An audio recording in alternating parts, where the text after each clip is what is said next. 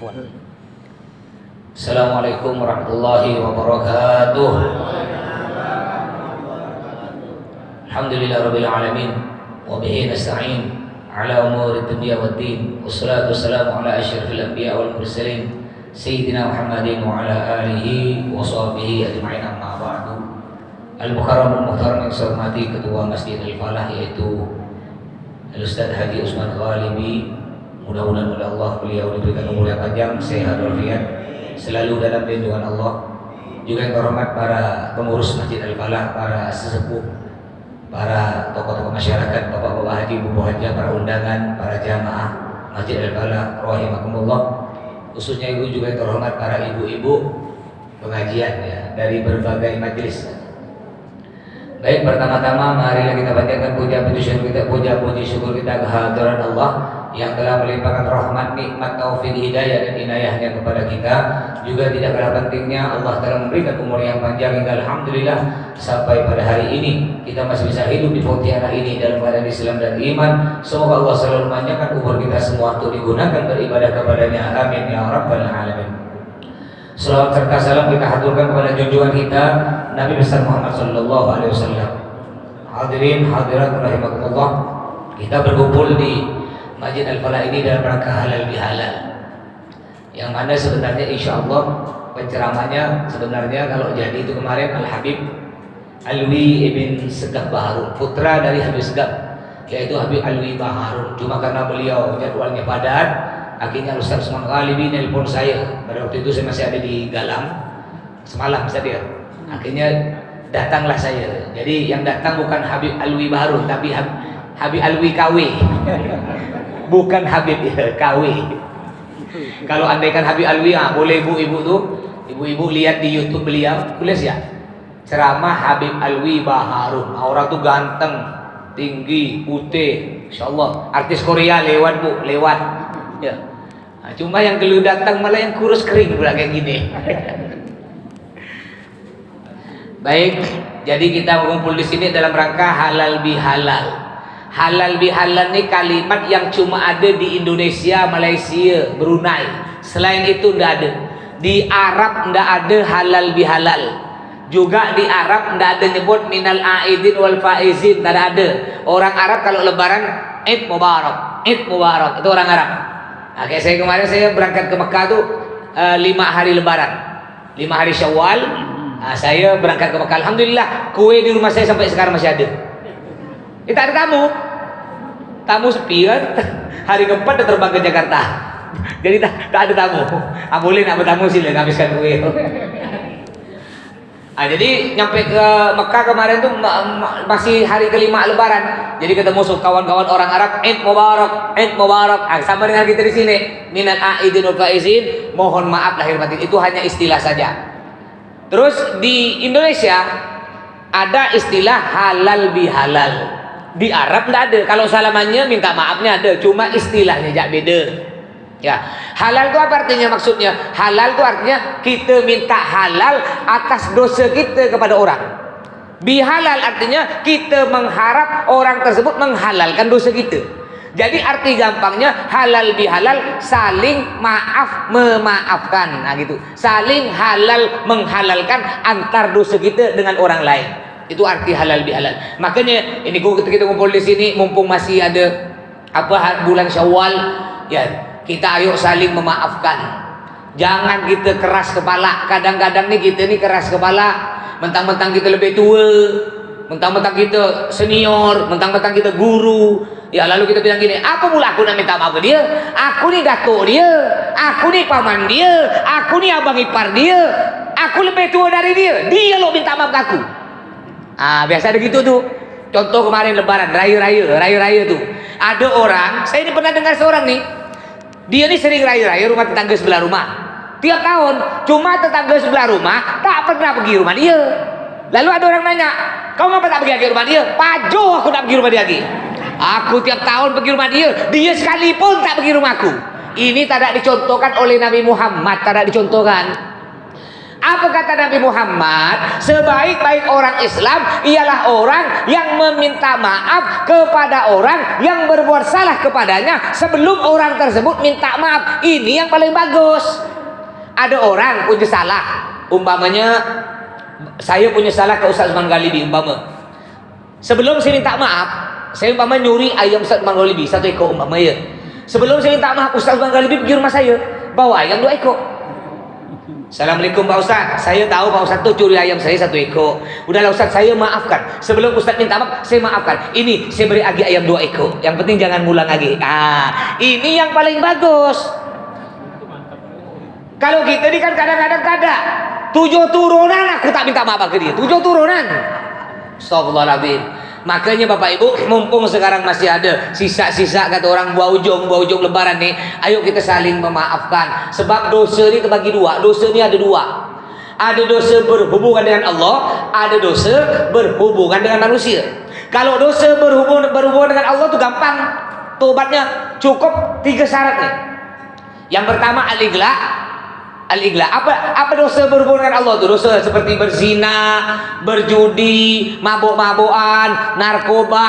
Ini dosa berhubungan dengan Allah. Cukup 3 syarat ya tobatnya. Yang pertama al-ighla. Al-ighla artinya berhenti total dari perbuatan dosa. Berhenti total.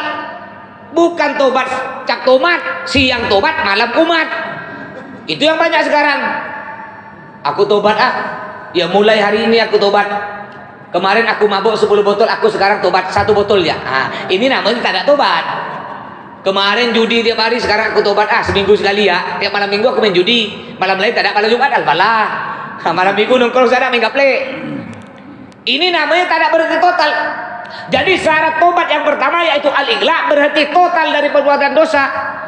Ada orang Islam ketika tak berduit, banyak utang, belum jadi pegawai negeri, belum punya kerja, Masya Allah tak balik-balik dari masjid al-falah.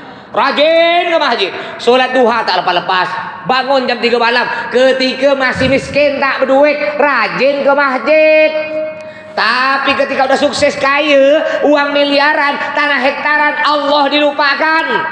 Sibuk dengan zinanya, sibuk dengan diskotiknya, sibuk dengan narkobanya. Baru punya motor PCX buka bungkus tak ada solat. Baru punya mobil Avanza kredit tak ada solat. Baru penghasilan sebulan 100 juta tak ada solat. Masih kaya mana kita dengan Nabi Sulaiman? Nabi Sulaiman kaya tapi beliau solat. Nabi Sulaiman kaya tapi rajin solat. Nabi Yusuf ganteng tapi beliau solat. Nabi Yusuf ganteng solat. Ini kita mana udah buruk, jelek, rongak, tak ada solat, dan miskin banyak, tak punya duit, utang, kredit, sana sini. Ya, tak ada solat, na'udzubillah min dzalik. Makanya saya sering nyampaikan Pak Bu ya, Pak Bu. Kalau yang tak ada sholat, tak ada puasa, bukan orang Islam haram maklum. Ya, mereka tak sholat, tak puasa, masuk neraka masih mending. Apa? Di dunia udah puas kaya. Kalau tak ada kaya, coba lihat jauh-jauh di Pontianak. Yang kaya Islam atau bukan? Ya? Coba kita lihat yuk. Yang punya mall siapa? Yang punya mall siapa? Islam. Yang punya supermarket siapa? Yang punya hotel siapa? Yang punya toko besar di pinggir jalan siapa? Kita paling punya apa? Gerobak es tebu. Pasti Islam. Ya, yang punya gerobak es tebu tuh Islam tuh jelas. Yang punya pom bensin Pertamina siapa? Kita punya apa? Pertamini. Udah punya Pertamini so, yang orang paling kaya. Jual pakai botol 1 liter 2 liter, udah jual pakai botol dikurangi lagi. Ya Allah, untung 1000 masuk neraka. Mereka tak sholat, tak puasa, masuk neraka masih mending. Ngapa? Di dunia udah puas kaya. Sedangkan kita orang Islam paling cuma jadi kuli, jadi babu, jadi tukang parkir, jadi satpam. Udah miskin, panas-panas kerja, banyak utang, sakit-sakitan, tak sholat, tak puasa. Ya Allah saudara, kata pepatah, udah jatuh ketimpa tangga Bu. Sakit 2 kali, di dunia miskin, sekarat, melarat, masuk neraka di akhirat. Oleh karena itu saudara-saudaraku, walaupun di dunia kita miskin Pak Bu ya, panas-panas kerja, jangan lupa kerjakan sholat, kerjakan puasa. Walaupun di dunia kita hidup sengsara, masih ada harapan di akhirat masuk surga. Jangan udah miskin masuk neraka, sakit 2 kali. Nih, gara-gara corona lihat lah. Untung Masjid Al-Falah tak ada tutup. Kalau masjid lain banyak tutup. Ini Masjid Al-Falah kalau dasar tidak ada tutup saja. Walaupun sekali ya tidak ada. Alhamdulillah. Sholat pernah jaga jarak tak? Sekali pun tak pernah. Terus setiap habis sholat masih salam-salam, masih cium-cium peluk-peluk. Insya Allah. Ada kena tak? Tak ada kak? Ya kalau batuk pilek tu dari zaman Nabi Adam udah ada batuk itu tuh, penyakit batuk pilek tuh. Masya Allah di Mekah tak ada dah yuk. Alhamdulillah. Ya, saya datang 2 hari yang lalu, alhamdulillah enggak ada lagi dah. Tak ada pakai masker, mau di mall, mau di kantor, mau di bandara, tak ada jaga jarak. Masya Allah, alhamdulillah. Di sana bukan pandemi tapi jadi endemi. Ya batuk pilek tu dan penyakit zaman dulu, penyakit biasa. Cuma yang payah ni tempat kita ni malah beranak agik pula. Yes, malah yang keluar lagi emaknya gitu, emak corona, kata Ustaz Somad disebut Omikron, umiknya. Habis emaknya tuh bapaknya Abi Kron, terakhir popcorn. Ada kalau popcorn tuh makan ya tuh ramai-ramai itu. Itu ada orang Islam tuh gara-gara takut bebek, ke masjid takut, ke pasar berani. Ada enggak, Bu? Ada Bu ya? Banyak ke masjid takut, ke pasar berani. Ke masjid takut, berangkat kerja berani. Ke masjid takut, main rumah tetangga berani, Bu. Memangnya corona cuma ada di masjid. Ini pelajar untuk kita semua ya, ke depannya. Kalau ada musibah penyakit sebesar apapun, jangan lupakan Allah, jangan tinggalkan Allah. Ingat-ingat, yang beri penyakit siapa? Yang beri penyakit Allah, yang beri obat, yang beri perlindungan, yang beri kesembuhan Allah. Dekati Allah, bukan malah menjauhi Allah. Apalagi sampai nutup rumah Allah. Jadi syarat tobat yang pertama yaitu al-iqla', berhenti total dari perbuatan dosa. Syarat tobat yang kedua yaitu an-nadam. An-nadam artinya menyesal. Menyesal kepada Allah atas dosa-dosa yang pernah kita lakukan. Menangis, bangun di tengah malam. Bapak, Ibu bangun tengah malam? Alhamdulillah Ustaz, saya tiap jam 2 malam bangun. Terus pergi ke WC, kencing, terus tidur lagi. Bukan begitu. Bangun tengah malam itu sholat tahajud. Ya, apa kata Sayyidina? Ya, kata di tengah malam tuh Bu, orang tengah sepi, kita menangis kepada Allah. Ingat dosa-dosa kita yang telah lalu. Ingat bahwa kita semua ini pasti mati, tak mungkin akan hidup lagi. Paling lama umur umat Islam, apa kata Nabi Muhammad? A'maru ummati baina 60 wa 70 wa ma zada ala dzalika fadlil. Yang artinya umur umatku, kata Nabi, umur umat Islam antara 60 70. Yang lebih dari 70 kata Nabi ada, tapi galil sikit. Kalau dah cek coba lihat ini jamaah al-falah yang di atas 70. Paling tak nyampe 10 orang. Ya, bersyukur ya, yang di atas umur 70 oleh Allah masih beri kesehatan, bersyukur, Masya Allah, masih bisa rajin ke masjid. Ya, masih rajin ke masjid, bersyukur. Kadang-kadang banyak orang ke masjid nunggu tua. Udah pensiun baru di masjid. Maka kalau tanya ini buktikan. Di mana ada acara ya. Nah, acara halal bihalal Isra Mi'raj Maulid Nabi, rata-rata yang datang budak kecil kan orang tua. Coba lihat nih, budak kecil orang tua. Mana yang 17 tahun? Mana? Anak kita halal bihalalnya bukan di masjid, halal bihalal di Korea. Mana kita tuh acara Maulid Nabi di mall, di kafe. Yang tua-tua nak datang. Insyaallah ini amaru kata Nabi Muhammad, umur umatku antara 60 70, yang di atas 70 golil sedikit. Makanya ketika kita malam bangun menyesal atas dosa-dosa yang kita lakukan, apa kata Nabi Muhammad? Ubku fa illam tabku fatatabakau. Menangislah kalian. Kalau kalian tidak bisa menangis, berusaha untuk menangis. Mungkin kita orang yang keras hati, Pak. Tanda orang keras hati tuh, Bu ya. Dia payah mengeluarkan air mata. Ini tanda orang keras hati. Jangan Bapak bangga. Aku ya, kalau ada orang meninggal, aku payah nangis. Kau keras hati. Jangan kau bangga. Tanda orang yang hatinya lembut itu gampang mengeluarkan air mata. Sikit-sikit keluar air mata, sikit-sikit nangis. Kenapa kata Nabi Muhammad? Karena nanti air mata nih Bapak Ibu ya akan jadi saksi di hadapan Allah. Ketika kita masuk dalam kubur, karena banyaknya dosa-dosa kita, malaikat penjaga kubur nak pukul kita. Tiba-tiba air mata ngomong. Air mata bilang, malaikat stop. Jangan kau siksa dia. Dulu ketika di dunia memang dia ahli maksiat. Dia suka bermaksiat, tapi malaikat ketika di dunia dia pernah jatuhkan aku ke pipinya, dia pernah neteskan aku ke bumi, ya, karena dia takut akan siksa Allah. Akhirnya tolonglah malaikat, selamatkan dia, jangan kau siksa dia. Gara-gara persaksian dari air mata, Allah mengampuni dosa kita. Makanya Bapak Ibu bangun tengah malam, kata Nabi, ubku menangis. Kalau tak bisa menangis, berusaha untuk menangis, tapi jangan pulang ambil bawang. Kata Nabi kan kalau tak bisa nangis berusaha beri bawang mata. Itu nangis pura-pura tuh ya. Itu syarat yang kedua yaitu an-nadam. Apa kata ulama? Ulama mengatakan, Allah gimana tuh lupa saya nih. Ada ulama ada lupa ada yang kalam ulama tuh Pak Bu ya. Nyampe di Mekah, karena di Mekah tuh tidak semuanya ada Abu Bakar, Abu Jahal pun ada ya situ tuh lengkap. Makanya jamaah kemarin duitnya kehilangan. Jadi ketika di tas, karena saya dibilang ya tasnya jangan selempangkan ke belakang, karena di sini tidak semua Abu Bakar, Abu Jahal pun ada, Abu Lahab, Abu Janda pun ada, banyak gak yang nakal. Akhirnya dilupa, tidak selempangkan ke depan, selempang belakang. Ketika nak belanja, ya 5 juta hilang, bolong dah ya, tasnya bolong. Ya, kena Abu Jahal yang di sana. Ya mudah-mudahan yang belum nyampe ke Mekah oleh Allah sampaikan ke Mekah ya. Yang udah sampai, mudah-mudahan sampai lagi. Terus syarat tobat yang ketiga yaitu al-wa'du.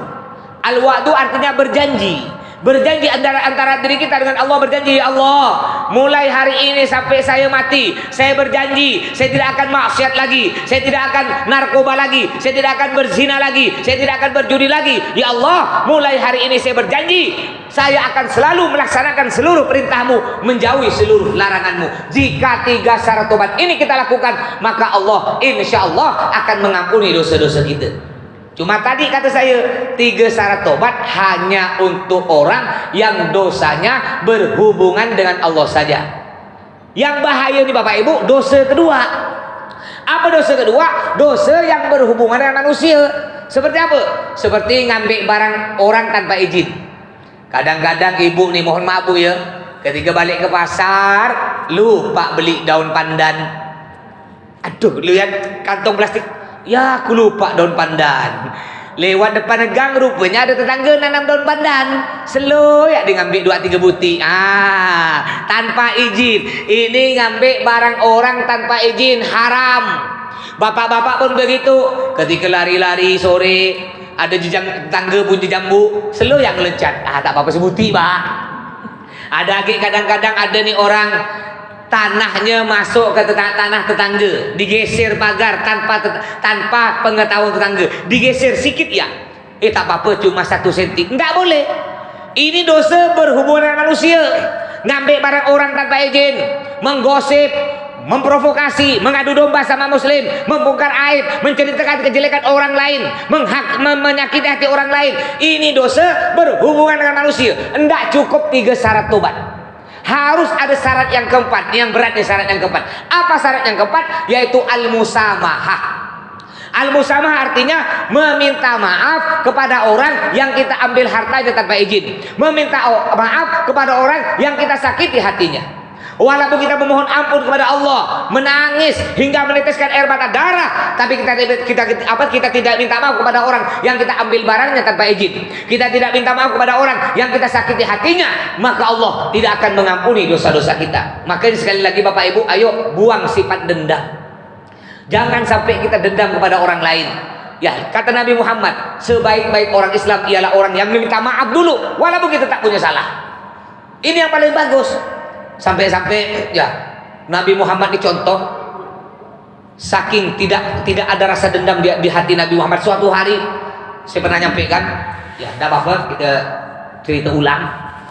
Suatu hari Nabi Muhammad pergi ke masjid, diludahi wajahnya oleh orang kafir Quraisy. Ini tempatnya itu masih ada. Saya kemarin bawa jamaah, saya beritahu.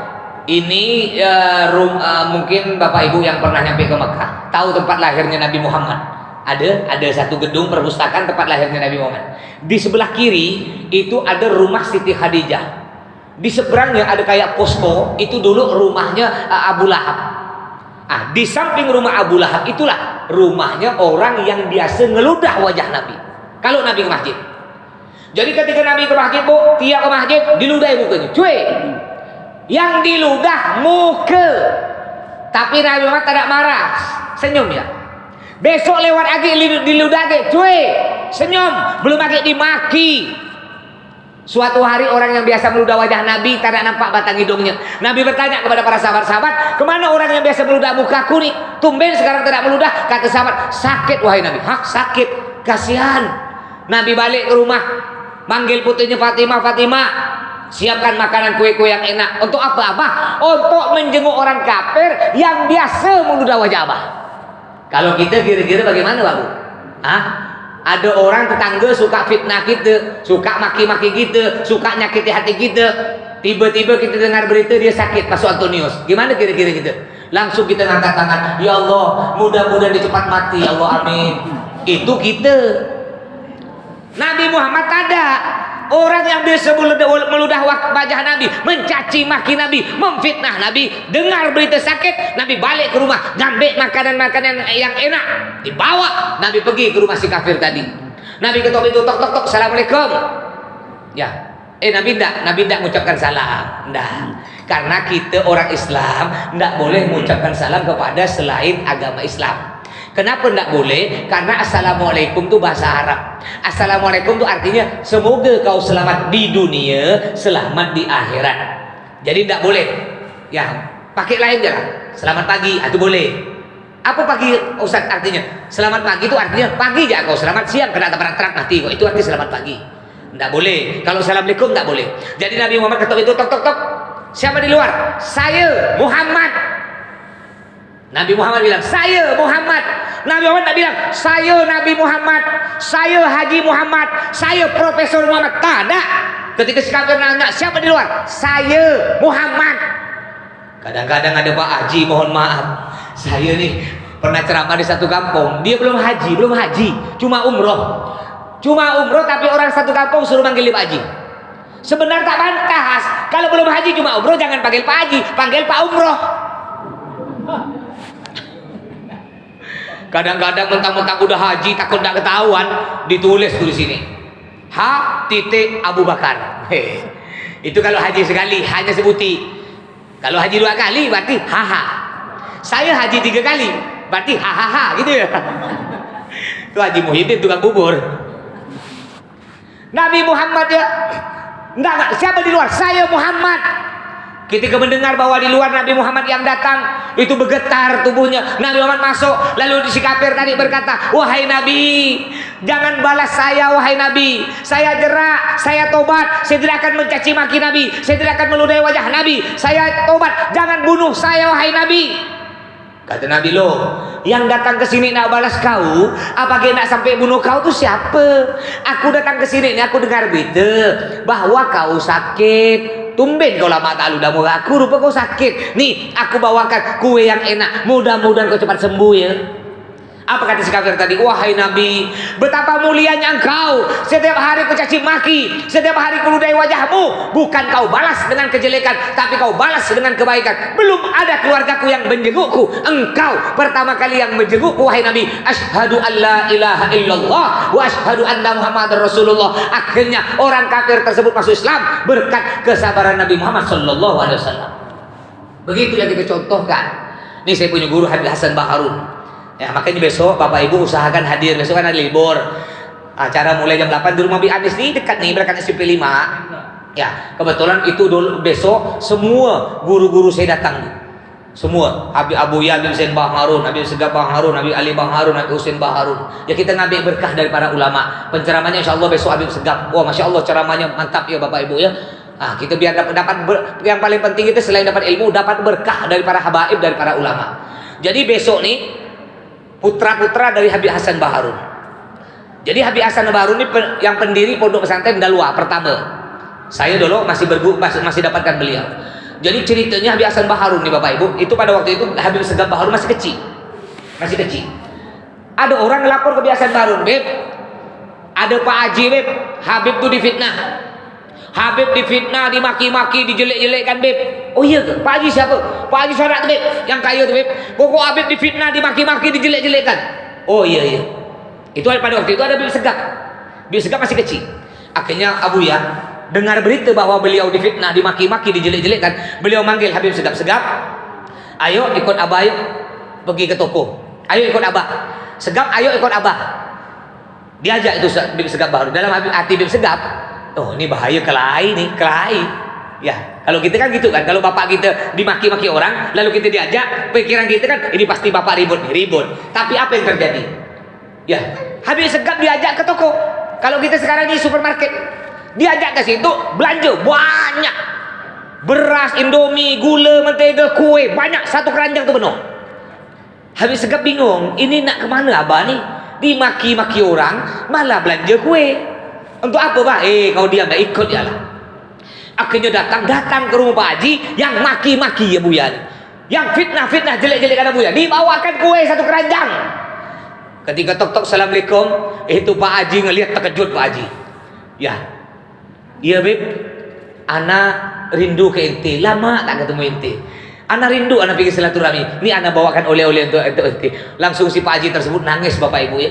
Nangis, ya Allah Beb, baru saya jelek-jelekan Habib, maaf Beb, pahala bahkan antum balas dengan kayak gini nih Beb. Alhamdulillah, sampai ketika minta maaf, lama-lama beliau menjadi donatur dari pesantren Dalwa. Kalau dibalas dengan jelek, andaikan maki dibalas maki, tak selesai, tambah ribut. Ya, keribut, kelahi, berbunuh, ujung-ujung 7 turunan tak selesai. Tapi kalau kita balas kejelekan dengan kebaikan, wajah dibalas kejelekan dengan kebaikan, insya Allah akan membuahkan hal yang manis kayak tadi itu. Itu yang dicontohkan oleh Nabi Muhammad. Nabi Muhammad ini Bapak Ibu, dalam hatinya sikit pun tidak ada rasa dendam, sikit pun tidak ada rasa permusuhan. Mungkin yang pernah umroh, ziarah pernah ke Jabal Uhud. Nah, Jabal Uhud, di Jabal Uhud, Gunung Uhud itu ada satu gunung kecil, bukit kecil, namanya Jabal Rumat. Jabal Rumat atau Bukit Pemanah. Bukit Pemanah. Di situ pada waktu itu ada peperangan Uhud. Pasukan Muslim Bapak Ibu tidak ramai, kurang lebih ratusan. Sedangkan pasukan kafir ribuan, 10 kali lipat. Lalu Nabi punya teknik. Jadi ini ada bukit kecil, gunung kecil. Nabi siapkan pasukan pemanah di atas gunung. Lalu Nabi bilang, pasukan pemanah, kau tidak boleh ada turun nih. Terjadi apapun di bawah gunung, ya mau aku menang atau kalah, kau tak boleh ada turun. Tetap kau pertahankan di gunung. Zaman dulu belum ada teknik perang nyerang dari atas gunung, belum ada. Akhirnya pasukan pemanah banyak Bapak Ibu di atas gunung. Sedangkan pasukan Muslim di bawah sedikit, tak banyak. Datang ribuan pasukan kafir. Ya, ribuan. Akhirnya perang, Masya Allah, walaupun pasukan Muslim sedikit, tapi bisa mengalahkan pasukan kafir. Itu pasukan kafir lari tunggang langgang, meninggalkan harta rampasan perang.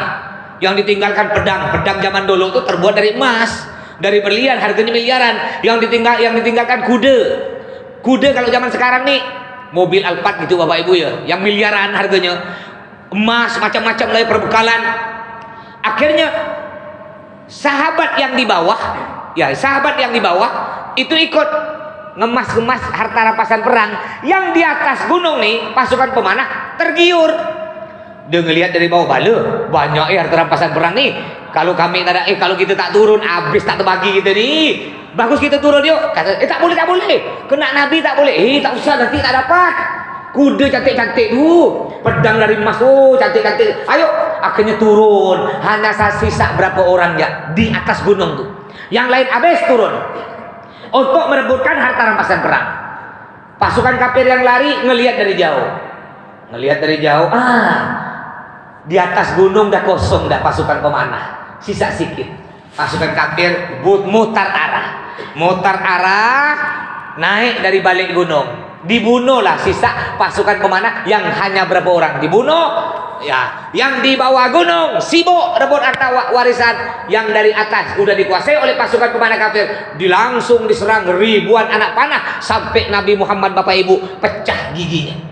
Sampai ada sahabat Nabi ini Bapak Ibu meluk badan Nabi menjadi benteng. Ini ribuan anak panah menancap di punggungnya. Yang penting Nabi selamat. Ini orang zaman dulu ya. Zaman dulu Nabi Muhammad perang yang mimpin langsung Nabi Muhammad.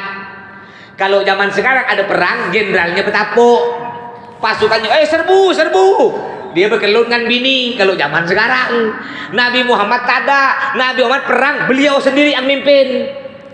Akhirnya ya kalah pasukan Nabi, sampai dibunuhlah paman Nabi yang bernama Sayyidina Hamzah. Sayyidina Hamzah dibunuh. Yang bunuh Sayyidina Hamzah itu namanya Wahsy. Wahsy disuruh oleh seorang perempuan namanya Hindun. Karena pada waktu itu sebelum perang Uhud itu Sayyidina Hamzah berperang, membunuh suaminya Hindun. Hindun belum masuk Islam nih. Suami Hindun dibunuh, langsung Hindun ini dendam. Sayyidina Hamzah ini Bapak Ibu pamannya Nabi Muhammad, paman kandung Nabi Muhammad. Jadi Sayyidina Hamzah membunuh suami Hindun. Pada waktu itu suami Hindun belum si Hindun belum masuk Islam. Si Hindun dendam sebagai istri. Hindun ini perempuan kaya. Lalu Hindun cari pembunuh bayaran. Ketemulah Wahsy. Wahsy, kalau kau bisa bunuh si Hamzah yang telah bunuh suami aku, akan aku beri hadiah emas dan macam-macam. Banyak hadiahnya. Akhirnya Wahsy pun Bapak Ibu berhasil membunuh paman Nabi yang bernama Sayyidina Hamzah. Setelah dibunuh oleh si Hindun ini, dadanya dibelah. Dadanya dibelah seret, udah itu hatinya dimakan. Hati Sayyidina Hamzah. Saking bencinya, saking dendamnya. Dimakan, tapi untungnya ya hati Sayyidina Hamzah itu enggak sampai tertelan. Kata ulama, andaikan hati Sayyidina Hamzah tertelan, ya tidak akan dimakan oleh api neraka. Paman Nabi. Akhirnya setelah itu Bapak Ibu, pasukan muslim banyak kalah. 70 sahabat Nabi meninggal pada waktu perang Uhud. Sekarang makamnya ada. Ya, makanya kalau orang-orang umroh haji ziarah ke makam yang 70 orang. Pada waktu itu tahun 80-an terjadi banjir besar di Gunung Uhud. Itu mayat-mayat ngambang, semuanya ngambang. Tapi ketika diperiksa itu mayat sebuti pun tak ada berulat, padahal udah ribuan tahun. Tetap baunya wangi, darahnya masih mengalir segar, badannya masih hangat, kayak orang baru meninggal. Makanya dalam Al-Quran, ya orang apa para waliullah, para orang mati syahid itu bal ahyaun inda rabbihim yurzakun. Orang-orang mati syahid berperang di jalan Allah, mereka tidak akan dimakan oleh ulat, bahkan mereka sebenarnya tidak meninggal, mereka hidup.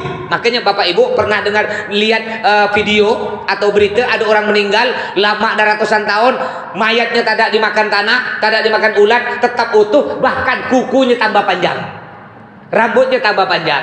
Ini udah jelas, udah dijamin oleh Allah dalam Al-Quran. Ya, lalu ketika mayatnya ngambang, dilihat Masya Allah nggak ada busuk sekalipun, padahal udah ribuan tahun, dikuburkan lagi, dipindah. Sekarang ada makam baru yang di bawah Gunung Uhud, tetap dekat situ, yang biasa para jamaah haji umroh ziarah ke sana. Setelah itu si Hindun yang nyuruh Wahsy bunuh paman Nabi bernama Hamzah masuk Islam Bapak Ibu. Ini contoh Nabi Muhammad tidak ada sifat dendam. Si Hindun masuk Islam, si Wahsy yang bunuh paman Nabi masuk Islam. Ketika masuk Islam baca syahadat, lalu si Hindun dengan si Wahsy bilang, Nabi, aku mohon maaf Nabi. Dulu sebelum aku masuk Islam, aku pernah bunuh paman Nabi. Bahkan aku porak-porak dadanya, aku makan hatinya. Aku mohon maaf Nabi. Apa Nabi Bapak Ibu? Nabi tak ada dendam. Iya, aku maafkan kau berdua yang telah bunuh paman aku. Aku sikit pun tak ada dendam. Tak ada dendam. Cuma aku nak mau lagi lihat kau berdua. Ya, ngapa Nabi? Karena kalau aku lihat kau berdua aku sedih. Aku langsung ikat paman aku lagi. Jadi Nabi bukan dendam Bapak Ibu ya, jangan salah arti ya. Nabi tak ada dendam. Nabi tidak mau lihat mereka berdua, karena kalau lihat mereka berdua Nabi ingat lagi ke pamannya. Karena Sayyidina Hamzah itu sangat sayang kepada Nabi. Tapi Nabi memaafkan, Nabi tidak dendam. Itulah Nabi Muhammad SAW. Kita ambil contoh Bapak Ibu. Ya, kadang-kadang kita begitu, nggak mau. Ya, ini biasa masalah warisan nih, masalah warisan. Ya, yang direbutkan, mending yang direbutkan tanah 1 hektar, harga 10 miliar. Ini kadang-kadang yang direbutkan, yang diributkan tanah 1 kapleng, harga 10 juta, dek beradik 12 orang. Lalu ribut. Pokoknya aku tak 7 turunan kau bukan adik aku lagi, 7 turunan kau bukan abang aku lagi. Pokoknya kita putus hubungan keluarga. Hati-hati Bapak Ibu ya, yang mungkin masih punya musuh dengan keluarga tetangga, hati-hati. Kata Nabi Muhammad apa? La yadkhulul jannah qati, yang artinya tidak akan masuk surga orang yang memutuskan hubungan silaturahmi antar tetangga, antar keluarga, antar saudara sama muslim, tidak akan masuk surga. Bahkan kata Nabi Muhammad, orang Islam yang tidak bertegur sapa lebih dari 3 hari, maka dia bukan umatku. Lebih dari 3 hari. Makanya Bapak Ibu, ya nanti daripada kita tidak diaku umat Nabi, mungkin kita punya musuh, buanglah sifat gengsi, buanglah sifat sombong, sebelum nanti kita dipermalukan oleh Allah di akhirat. Tidak apa-apa sekarang kita malu, walaupun kita lebih tua, keponakan kita punya salah, nanti dibalik dari masjid, langsung kita pergi ke rumah dia. Keponakan kita nih yang punya salah, padahal kita tak punya salah. Nah udahlah, datuk minta maaf ya, paman minta maaf, paman banyak salah ke kau. Ya, itu kalau kita tidak punya salah, apa? Kita punya salah. Ini kadang-kadang kita punya salah pun tidak minta maaf. Sampai mati, hati-hati Bapak Ibu ya. Harta kita tak akan kita bawa mati. Yang akan kita bawa mati apa? Amal-amal. Ya. Syafaat dari Nabi Muhammad, kata Nabi Muhammad, orang yang bermusuh lebih dari 3 hari tidak akan mendapat syafaatku. Kita semua amal kita nih Bapak Ibu, belum tentu ya. Belum tentu kita masuk surga dengan amal kita.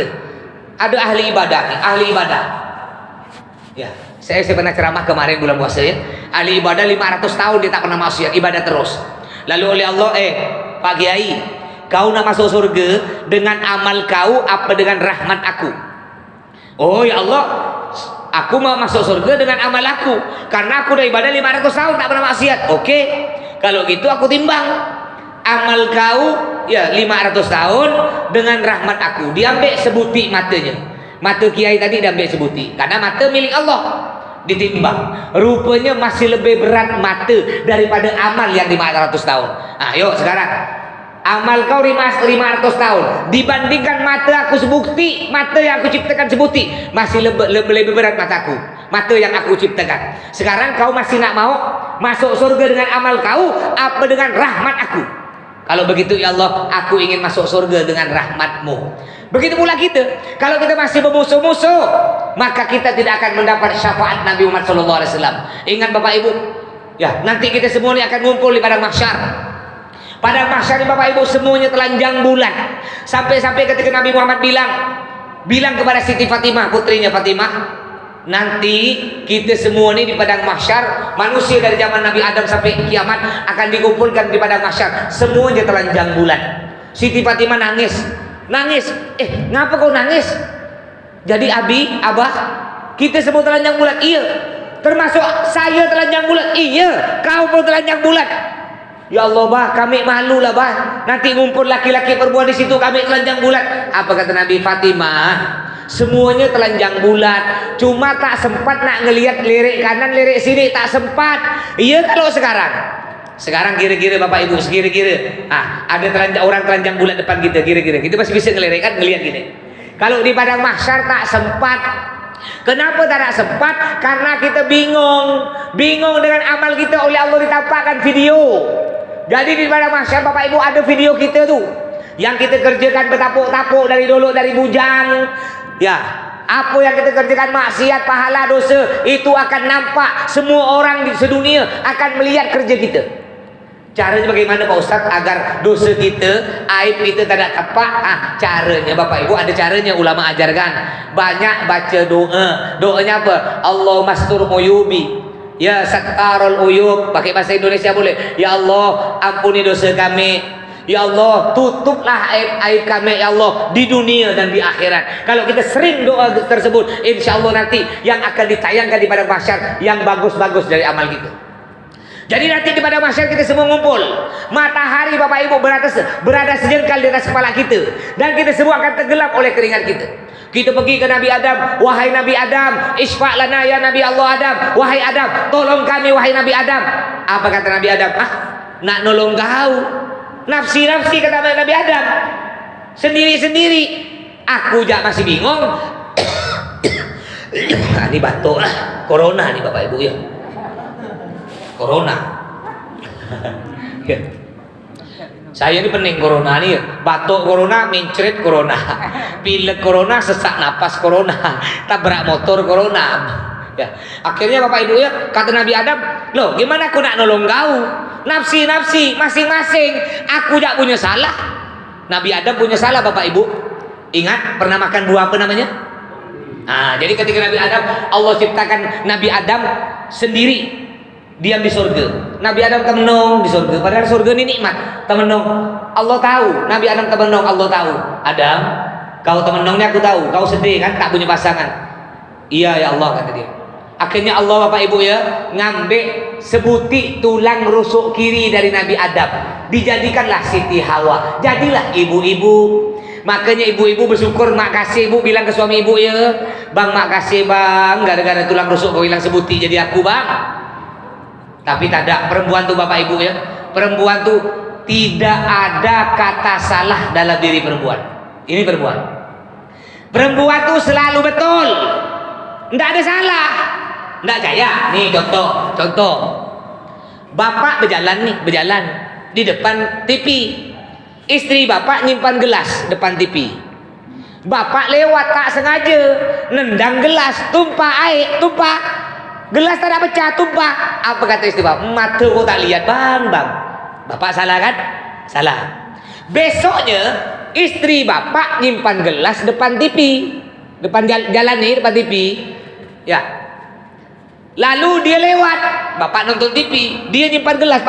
Padahal yang nyimpan gelas dia seorang. Bapak nonton TV, dia lewat, nendang gelas tendang pecah.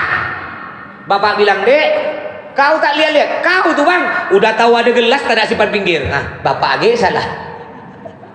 Ini perempuan, jadi harap maklum. Perempuan itu ya kalau dia suka ngambek, bak, cerewet harap maklum. Karena perempuan itu terbuat dari tulang rusuk kiri Nabi Adam. Tulang rusuk tuh bapak ibu bentuknya bengkong ini bengkong. Jadi kalau kita punya istri kita salah, cara bujurkannya jangan langsung dibujurkan, bisa patah, harus lemah lembut.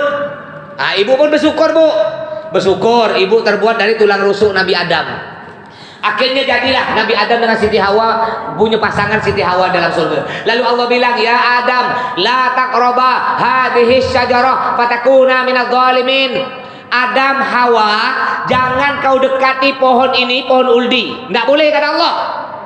Akhirnya dirayu oleh iblis. Dirayu-rayu, Nabi Adam dirayu, Siti Hawa dirayu. Akhirnya Nabi Adam dan Siti Hawa termakan bujukan iblis. Nabi Adam ngambil buah huldi 2 butir. Sebutir dipegang Nabi Adam, sebutir diberikan kepada istrinya Siti Hawa. Lalu Nabi Adam makan bapak ibu, ketika dimakan ditelan sebelum jatuh ke perut melekat di sini. Makanya bedanya laki-laki perempuan, kalau laki-laki ada ini jakun. Umpama ada bencong di kertas satu kan banyak bencong tuh, manusia jadi-jadian tuh. Kalau malam tuh ya, tadi malam saya balik dari Jongkat sekitar jam 11:30, itu ada bencong tuh berjoget-joget situ. Kalau kita ngeliat bencong walaupun dia cantik, pak cantik, suaranya kayak perempuan, kita curiga, pegang aja leher dia, pegang. Kalau ada ini ya berarti laki-laki. Kalau perempuan, jadi itu Nabi Adam. Nabi Adam ketika makan buah huldi, sebelum jatuh ke perut melekat di sini, jadilah ini jakun laki-laki. Sedangkan Siti Hawa, ketika makan buah huldi, sebelum jatuh ke perut melekat di tengah-tengah, terbelah 2. Alhamdulillah. Kalau tidak melekat di tengah-tengah sini, melekat di sini kan tumor namanya itu, Pak. Untung melekat di sini. Kalau ada di dengkul 2 butir, Pak, ya kan nyusukan anak. Akhirnya diusirlah Nabi Adam oleh Allah, dikeluarkan dari surga. Nabi Adam diturunkan di India, Siti Hawa diturunkan di kota Jeddah. Akhirnya Nabi Adam dan Siti Hawa saling mencari, ketemulah di Jabal Rahmah. Mungkin bapak ibu yang udah umroh pernah nyampe Jabal Rahmah, ada di Arafah. Itu biasa jamaah naik di atas, nanti ditulis tuh nama suami, nama istri gitu. Katanya biar awet, katanya ngambil barokah di situ. Jadi kata Nabi Adam, aku tidak bisa nolong kau, nafsi masing-masing. Kita ramai-ramai pergi ke Nabi Musa, Nabi Isa, sama jawab mereka, nafsi masing-masing. Akhirnya kita pergi ke Nabi Muhammad, ya Rasulullah, isfa' lana ya Rasulullah, tolonglah kami wahai Nabi Muhammad. Ingat, Nabi Muhammad tidak akan menolong orang yang bermusuhan lebih dari 3 hari. Kenapa? Karena Nabi sudah mengatakan, orang yang bermusuhan lebih dari 3 hari tidak bertegur sapa, maka dia bukan umatku. Jadi bapak ibu sekali lagi, mumpung ini masih ada buah ujung dari lebaran, ayo kita saling memaafkan, buang gengsi, buang sombong. Walaupun kita lebih muda, lebih senior, kita jangan gengsi untuk minta maaf kepada yang lebih muda dari kita. Insya Allah jika kita melakukan hal tersebut, kita akan berkumpul dengan Nabi Muhammad, mendapat syafaat Nabi Muhammad SAW. Amin ya rabbal alamin. Mudah-mudahan bermanfaat ceramah saya ini. Kurang lebihnya mohon maaf. Usikum nafsi taqwallah. Assalamualaikum warahmatullahi wabarakatuh.